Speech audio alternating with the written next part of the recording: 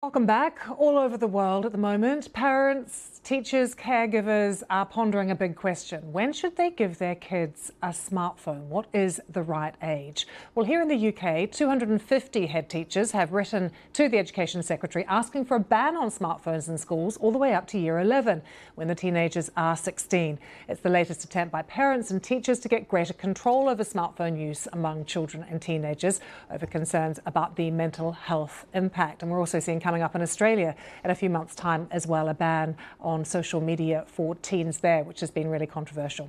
Let's speak now to Jessica Joel-Alexander, who is a parenting expert and author of the Danish Way of Parenting, but also co-founder of Raising Digital Citizens. Very good to see you, Jessica. Do you think bans like this that they're proposing, these head teachers here in the UK, actually work?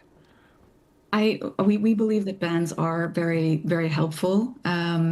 But we also think that what's really, really needed is help for parents to build a relationship around the values and what it means to be a good person in the real world so that they prepare them for the digital world. What age is the right age to give your child a smartphone? I think it's very dependent on the family. It's very individual. But regardless of what age you decide, even if you wait till 16, it's really important that we start preparing them as early as possible.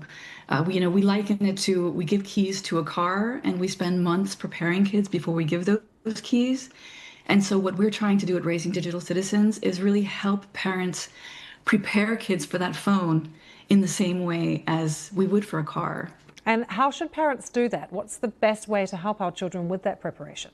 Well, we've made Raising Digital Citizens. We've made a conversation cards and a guide, which is based on the Danish Way of Parenting. And this is really about teaching character values. So like empathy, respect, communication, many of the skills that parents think kids know in the digital world, we find across the board very often they don't know.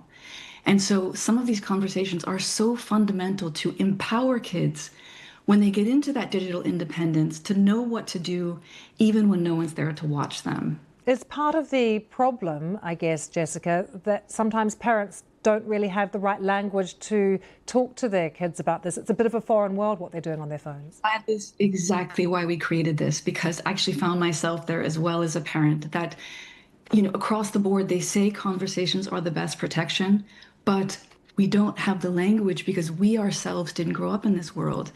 And so we worked with professors and the Media Council to create something that really helps bridge that gap and create trust and to become an ally and not an enemy in this digital rite of passage. One of the things we say is, don't say no, say no, K-N-O-W.